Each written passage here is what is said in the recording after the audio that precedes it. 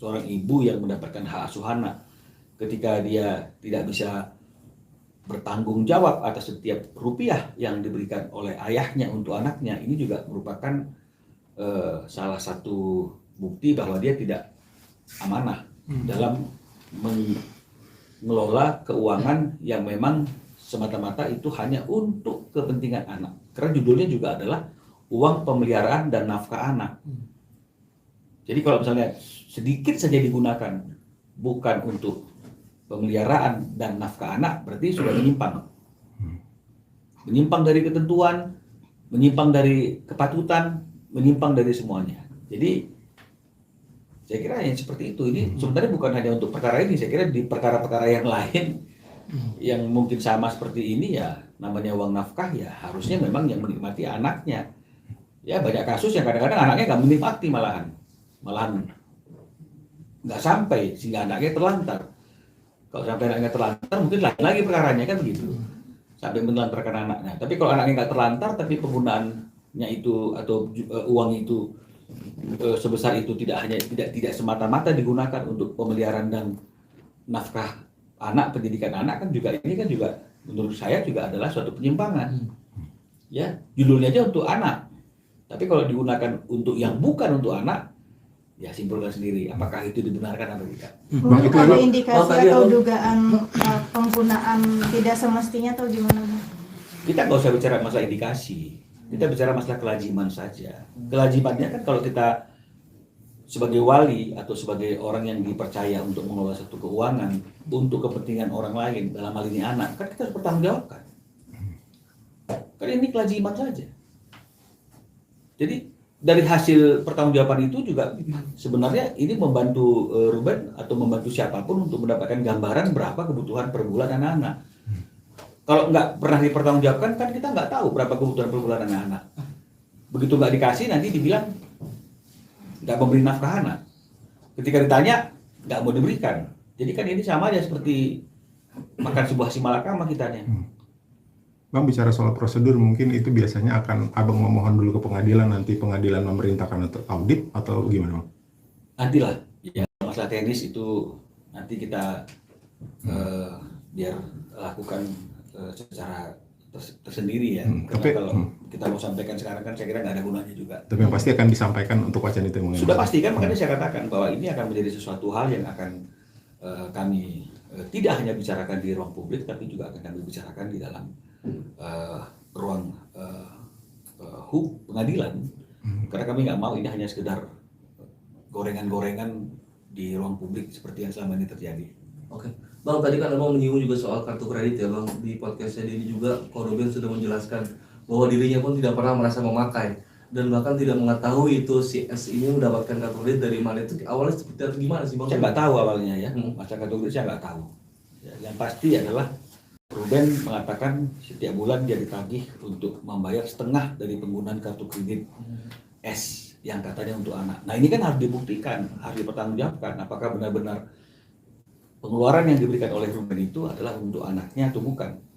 Karena kan judulnya kan adalah untuk anak, pemeliharaan pendidikan anak. Jadi makanya konteksnya benar nggak gitu anak, kan harus dibuktikan. Setiap bulan itu memang ada pengeluaran sebesar itu untuk anaknya, kan ini kan harus transparansi.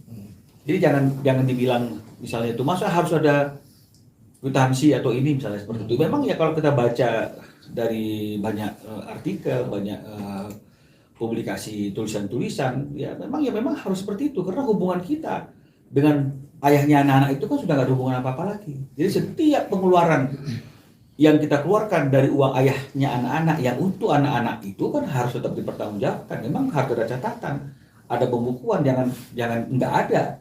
Karena kalau nggak ada kan ini akan menjadi sesuatu hal yang bisa jadi fitnah, bisa macam-macam ya. Jadi memang sebaiknya itu harus dicatatkan dan dipertanggungjawabkan. Detailnya setiap rupiah yang dikirim oleh ayahnya untuk anak, tidak untuk yang lain. Bang, maaf kalau ditanyakan kesanggupan Ruben, apakah sanggup Bang? Kita nggak usah bicara masalah sanggup. Selama ini sanggup nggak dia? Jadi jangan menggiring ke arah sana. Kalau nggak sanggup tuh dari pertama udah nggak ada tuh pembayaran itu. Jadi jangan bicara masalah sanggup, itu namanya a priori sama Ruben. Ya, jadi jangan bicara kesanggupan. Sekarang niat baiknya kita saja, bisa nggak kita pertanggungjawabkan setiap pengeluaran yang diberikan oleh Ruben yang katanya untuk anak? Bisa nggak? Itu kan paling gampang itu. Mana paling gampang mempertanggungjawabkan pengeluaran kita atau mencari uangnya? Jadi jangan bicara masalah sanggup nggak sanggup. Ya, ini bicara masalah lebih rumit lagi nih untuk menyiapkan anggarannya. Untuk mempertanggungjawabkannya itu lebih gampang kan? Coba sekarang tanya, sanggup nggak dia mempertanggungjawabkannya? Jangan sanggup nggak untuk membiayainya? Coba dibalik.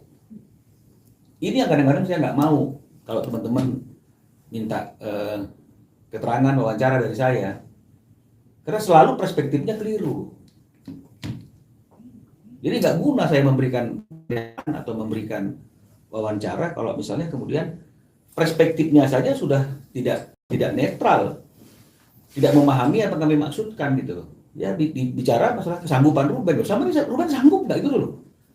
Jadi kalau misalnya beberapa waktu ini tidak diberikan kan, ini bukan bicara masalah sanggup nggak sanggup, karena saya sudah katakan berulang-ulang itu bahwa disampaikan dan didiskusikan. Perinciannya mana? Agar kita tahu kebutuhan anak-anak ini. Biar kalaupun misalnya nggak ditagih, kita bisa bayarkan. Nah jadi yang paling gampang sebenarnya adalah mempertanggungjawabkan setiap rupiah yang diberikan oleh Ruben untuk anaknya. Coba balik. Sanggup nggak dia untuk mempertanggungjawabkan setiap rupiah yang diberikan Ruben melalui dia untuk kepentingan anaknya? Kan wajar dong Ruben mengetahui hal itu. Ya, bukan karena ada indikasi, bukan karena ada kecurigaan, enggak. Ini permintaan yang saya kira normal-normal saja. Saya aja juga begitu. Kalau anak saya minta uang misalnya untuk perkuliahannya, untuk uang sakunya, saya akan tanyakan itu.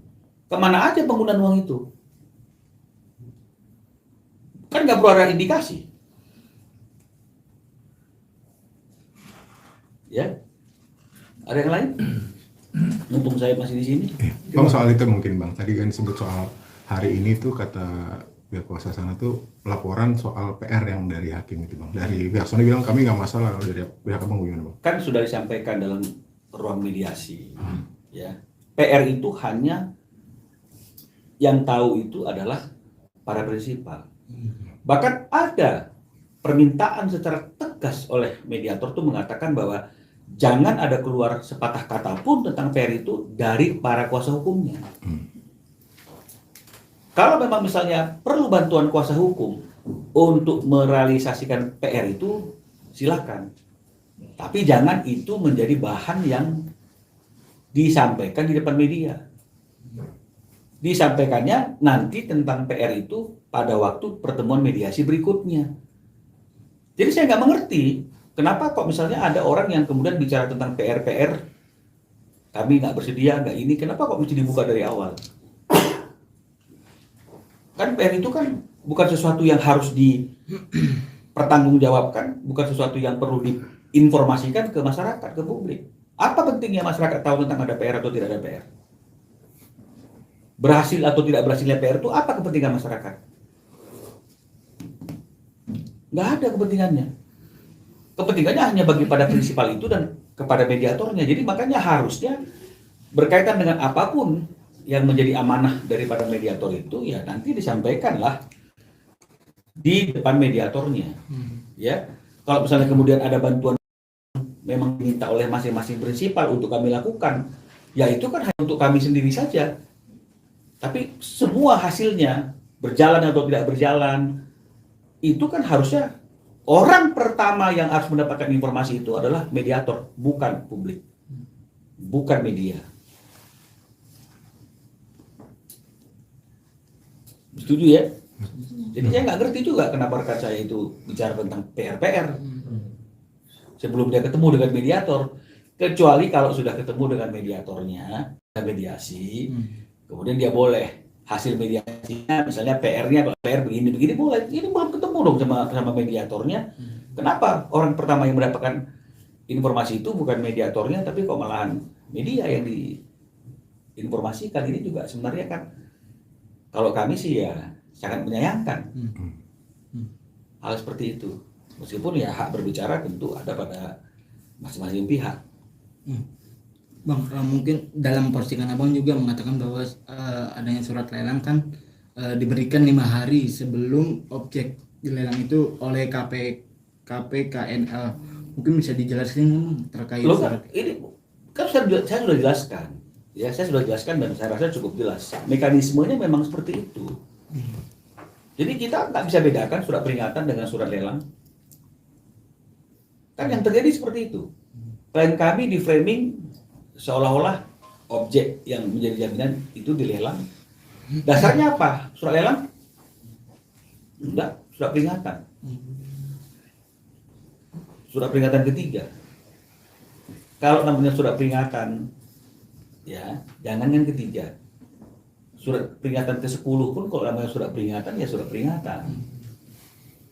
Ya, jangan gara-gara seperti yang saya katakan itu, di diktum terakhirnya yang merupakan satu standar baku, ya, yang menyatakan bahwa apabila kewajiban ini tidak dilaksanakan dan dibayarkan, maka itu akan berakibat dilelangnya. Jadi jelas lah.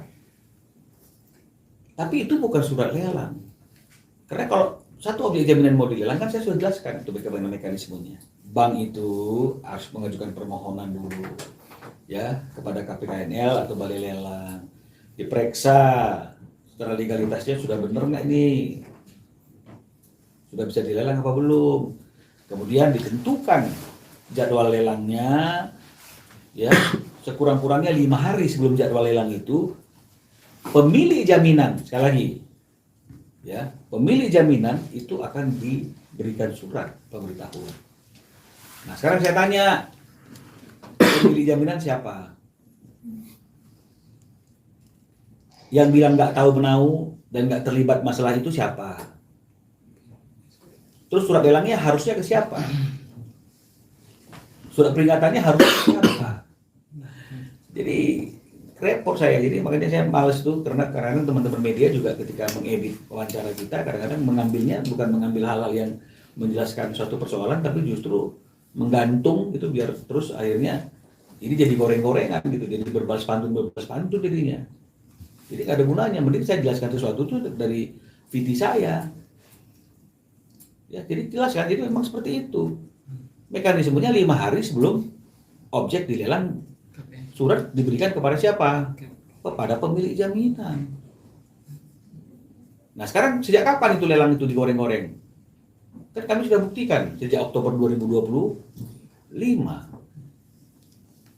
Kalau memang dia itu surat lelang, artinya kan sudah ada penentuan tanggal lelang. Udah diumumkan di mass media atau dipublikasikan, diumumkan.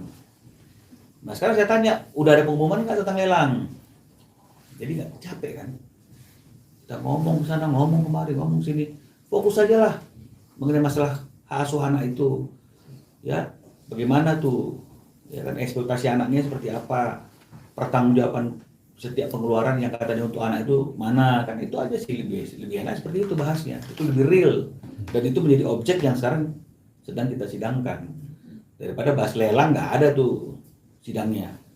Nanti kalau dibuka sekarang dibilang harusnya buka di pengadilan. Pengadilannya mana itu? Nggak ada pengadilannya tentang lelang, tentang pinjol. Ya, jadi kita harusnya jangan seperti itulah, gitu artinya.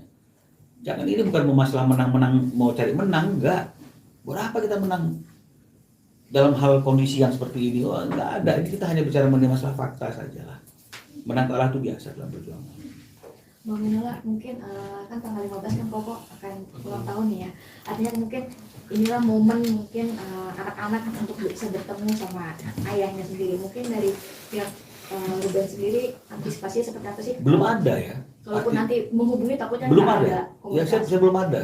Jadi kan saya ini kan bukan ini ya, bukan asisten pribadinya Ruben. Saya ini kan kuasa hukumnya. Ya jadi kalau misalnya ditanya hal-hal yang bersifat pribadi, ulang tahunnya mau di mana dirayain, apakah ulang tahunnya nanti ngundang anak-anak, saya nggak tahu. Tapi kalau memang misalnya Ruben merayakan ulang tahun atau tidak merayakan ulang tahun, ya sepantasnya anaknya harus dong menyampaikan ucapan selamat ulang tahun ke ayahnya setidak-tidaknya seperti itu. Ya, dan seharusnya idealnya ya anaknya juga harus datang dong. Tidak hanya by phone saja untuk mengucapkan happy birthday ke ayahnya. Ya kita tunggu aja. Kayak begitu. Saya nggak bisa pastikan apa yang terjadi. Lagi? Cukup. Bang, ringan aja nih Bang, ada pertanyaan dari netizen kan, bukan pertanyaan apa, pernyataan nih, udah nggak usah mediasi, langsung sidang aja, mungkin boleh respon Bang kalau dari pemerintahan. Loh, makanya kita lihat dong nanti hasil mediasi yang di minggu depan itu akan seperti apa. Kalau misalnya kemudian tidak ada satu pihak yang mau mengalah, ya sudah pasti kan mediasinya tidak akan berjalan dan mungkin akhirnya semuanya prosesnya akan masuk ke dalam proses persidangan di perkara pokok. Seperti itu. Jadi penentuannya di mediasi nanti Bang ya? Ya. Siap. Ya.